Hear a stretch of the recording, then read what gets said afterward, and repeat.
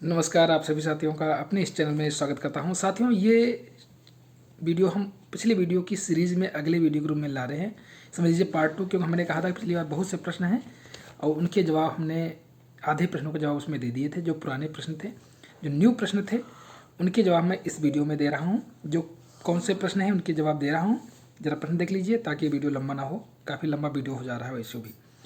देखिए, एक साथी ने हमारे कमेंट किया है कि सर BA हिंदी में संस्करण नहीं लिखा है, BA हिंदी के साथ संस्करण नहीं, परंतु एक सब्जेक्ट से संस्कृत से BA कर लिया है। TGT डाल सकते हैं, TGT फॉर्म डाल सकते हैं। चलिए देखिए, जवाब देंगे आपका। अब एक साथी ने लिखा है ऑफिशियल वेबसाइट पर कोई एग्ज़ाम की न्यूज़ नहीं दिख रही। क्या न्यूज़ आई है या उनका ऑफिशियल वेबसाइट पर न्यूज़ नहीं मिल रही, वो संशय में है। चला हम इसका जवाब देंगे आपके। लिखा है मार्कशीट में नेम करेक्शन के लिए बोर्ड में जमा करना है, 3 मंथ लगेगा, क्या करें। उनका कहने का तात्पर्य है 3 महीना लग रहा है मार्कशीट में नाम संशोधन के लिए बोर्ड में जमा करने में 3 मंथ लग रहा है, तो क्या करें। चलिए हम आपको बताएंगे अभी। लिखा है, एक साथी ने लिखा आधार में एड्रेस चेंज किया, पहले दिल्ली का रोजगार पढ़ाई के लिए। हाँ देखिए, आपने प्रश्न किया है आधार में एड्रेस चेंज किया है, पहले रोजगार पढ़ाई के लिए दिल्ली का था, कुछ समस्या तो नहीं होगी। चलिए हम आपको जवाब देंगे। UP TGT PGT 2022 application exam भरने से के नाम में स्पेलिंग, स्कूल कॉलेज के नाम में स्पेलिंग मिस्टेक हो गई है, क्या डॉक्यूमेंट वेरिफिकेशन को दिक्कत तो नहीं आएगी, यानी कॉलेज के नेम में। चलो हम बताएंगे। PGT राइट लिखा है, PGT रिटर्न में अच्छे नंबर हों पर इंटरव्यू में अच्छा ना हो, इंटरव्यू अगर आपका अच्छा ना हो तब सिलेक्शन होगा कि नहीं होगा। चलिए जवाब देंगे, बहुत अच्छा है। 2 सब्जेक्ट यानी मैथ और साइंस की आप प्रिपरेशन कर सकते हैं, यानी दोनों का एक साथ में प्रिपरेशन कर सकते हैं, आपका कहने का तात्पर्य है। और दोनों सब्जेक्ट में से एग्जाम दे सकते हैं, दोनों सब्जेक्टों को एक साथ एग्जाम दे सकते हैं। आपने कहा यानी मैथ और साइंस के एक साथ में प्रिपरेशन और दोनों का एग्जाम एक साथ दे सकते हैं। चलिए हम जवाब देंगे आपके। BEd नहीं है, PG है, तो आपने लिखा है BEd नहीं है, यानी आपने BEd नहीं किया है, PG है, तो मैं PGT व GIC लेक्चर की तैयारी कर सकता हूँ या ना करूँ, आपका प्रश्न है। चलिए जवाब देंगे। एक साथी ने कहा है BPEd व BEd है, TGT फिजिकल साइंस से फॉर्म डाला है, BL एलिजिबिलिटी पर टिक किया, तो क्या BEd के एक्स्ट्रा मार्क्स मिलेंगे। चलिए आपका जवाब देंगे। एक साथी ने पूछा है इनकम और कास्ट सर्टिफिकेट भी 3 इयर्स का होना चाहिए। चलिए मैं वैलिडिटी की बात उन्होंने पूछी, तो प्रश्न का प्रत्येक का जवाब मैं इसी में दे देता हूँ। एक साथी ने कहा BA हिंदी के साथ संस्कृत नहीं है, हिंदी के साथ BA है, संस्कृत नहीं था, परंतु एक सब्जेक्ट से उन्होंने संस्कृत से BA कर लिया है। TGT फॉर्म डाल सकते हैं आप, 100% डाल सकते हैं, कोई टेंशन लेने की नहीं है। ठीक है, आपने अलग से एक प्राइवेट रूप में आपने संस्कृत से BA कर लिया है और आपकी उसमें एलिजिबिलिटी में भी है कि BA के साथ हिंदी और संस्कृत होना चाहिए, तो आपने अलग से कर लिया, तो आप फॉर्म TGT हिंदी का डाल सकते हैं, कोई टेंशन नहीं। उन्होंने कहा ऑफिशियल वेबसाइट पर कोई एग्ज़ाम की न्यूज़ नहीं है। ऑफिशियल वेबसाइट आप जानती ही नहीं है। ऑफिशियल वेबसाइट आपकी जो है वो कौन सी है, माध्यमिक शिक्षा सेवा चयन बोर्ड की है, उसी पर वो डालते हैं नोटिस, जो भी डालते हैं।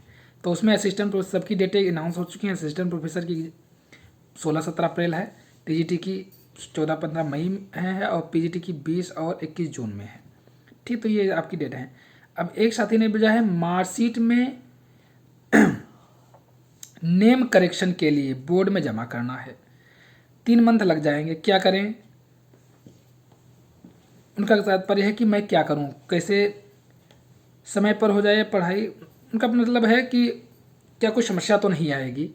देखिए एक चीज़ है, अभी तो आप अगर जमा करना चाहो जमा कर दीजिए, कोई समस्या नहीं होगी, आपका मार्कशीट में संशोधन हो जाएगा। जब आप सामने जाएंगे तो सही मार्कशीट आपको मिल जाएगी। 3 मंथ अगर लेते हैं तो उनसे बात कर लीजिए कि सर कोशिश करिए कि इसको जल्दी जल्दी दे दीजिए, इतना समय डिले लगना नहीं चाहिए। तो सब नया युग है, हो सकता है इस समय बोर्ड एग्जाम के कारण, व्यवस्था के कारण वो 3 महीने का समय कहे हों, तो आप जमा कर लीजिए। आपको रिसीविंग देंगे, उसमें टेंशन लेने की जरूरत नहीं है, आप सब हो जाएगा, कोई इसमें प्रॉब्लम नहीं होगी। ठीक, आपको रिसीविंग दे देंगे तो आप उसी रिसीविंग का मार्कशीट मिल जाएगा। जमा कर देते हैं तो आपको दूसरी देंगे, रिसीविंग तो आपको देंगे ही, बिना रिसीविंग के तो काम होगा। रिसीविंग दे दिया तो आपको जिम्मेदारी है कि आपको बना के देंगे।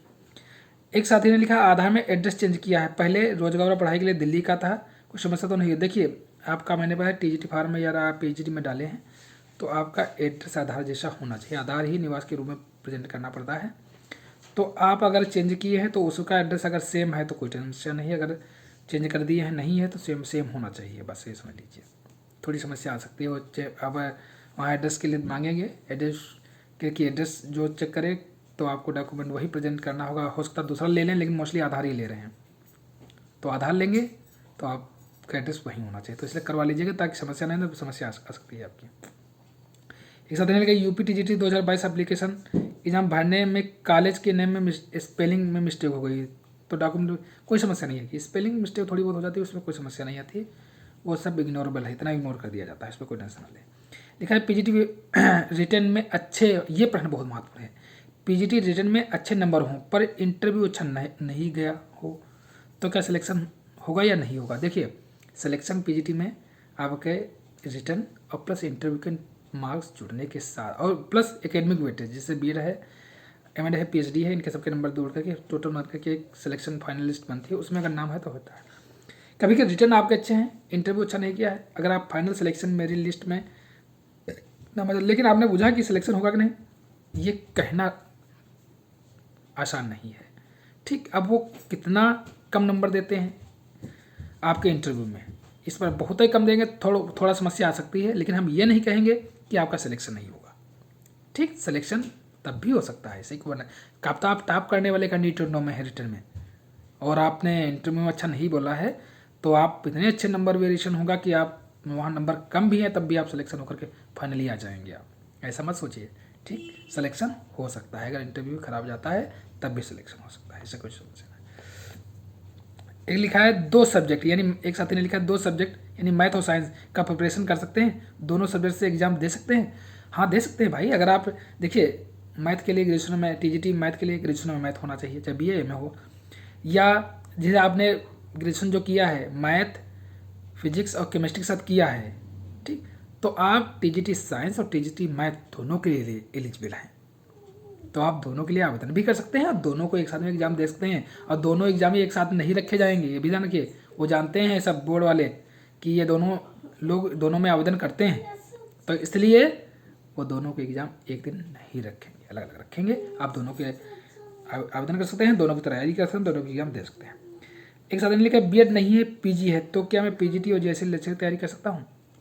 अभी तो एलिजिबिलिटी के अनुसार आप तैयारी कर सकते हो, आगे भी BEd एसेंशियल नहीं होगा PGT के लिए और JSC लेक्चर के लिए, प्रेफरेंशियल हो सकता है, प्रेफरेंशियल JSC लेक्चर के लिए है, लेकिन अभी PGT में मार्क्स दिए जाते हैं, हो सकता है आगे नियम बदल जाए, प्रेफरेंशियल कर दिया जाए, लेकिन एसेंशियल नहीं किया जाएगा, इसलिए आप तैयारी कर सकते हैं। BEd नहीं है तो आप PG के आधार पर PGT और JSC लेक्चर की तैयारी कर सकते हैं। एक साथी ने जो है BEd BPEd और BEd है उनका, यानी BEd और BPEd दोनों है। TGT फिजिकल साइंस में डाला है फॉर्म, अब BEd एलिजिबिलिटी पर टिक किया है तो BEd का एक्स्ट्रा मार्क दिया जाएगा। देखिए TGT में कोई एक्स्ट्रा मार्क नहीं दिया जाता, PGT के लिए BEd का एक्स्ट्रा मार्क दिया जाता है। TGT आप फिजिकल साइंस से डालिए हैं, फिलहाल उसके लिए BEd की ज़रूरत होती है, BEd की आवश्यकता नहीं होती है, लेकिन अगर आपने BEd किया टिक किया है तो उसके मार्क्स आपको नहीं मिलेंगे, वो तो ग्रेजुएशन की डिग्री है, ग्रेजुएशन में उसका तो एलिजिबिलिटी में आता है, उसके कोई एक्स्ट्रा मार्क नहीं मिलेंगे। PGT में होते तो एक्स्ट्रा मार्क मिलते हैं इसके 5 नंबर, इसलिए वहाँ कोई भी नहीं मिलेगा। आप एक साथी ने बोला इनकम और कास्ट सर्टिफिकेट को 3 ईयर के अंदर का होना चाहिए। देखिए कास्ट सर्टिफिकेट फिलहाल कास्ट परिवर्तित नहीं होती, जन्म से लगा करके आजीवन सेम होती है, आप धर्म परिवर्तन कर लें कुछ कर लें तो भले हो जाए, लेकिन होती नहीं है। फिर भी कहीं भी जाओगे तो आपका रिसेंट डॉक्यूमेंट मांगे जाते हैं, तो वो मोस्टली 360 से ज़्यादा के नहीं माने जाते हैं। ठीक, लेकिन इनकम आपकी चेंज होती रहती है, इनकम 6 मंथ का वैलिड होता है, 6 मंथ बाद इनकम चेंज हो जाती है कि जैसे भी हो, तो इनकम का 6 मंथ का ही सर्टिफिकेट वैलिड होगा। कास्ट सर्टिफिकेट 3 साल का आप कर सकते, कास्ट निवास और निधि जो है 3 साल के बाद वो नया होना चाहिए उनका। ठीक, मोस्टली हम तो कहेंगे नए ही बनवा लीजिए तो ज़्यादा बेटर रहता है, कुछ समस्या नहीं आएगी। ठीक साथियों, तो चलिए आपको मैंने सभी प्रश्नों के जवाब दे दिए हैं, कैसा लगा हमें कमेंट करके जरूर बताएं। चैनल पर पहली बार आए हैं तो चैनल को जरूर सब्सक्राइब कर लीजिएगा। नमस्कार साथियों।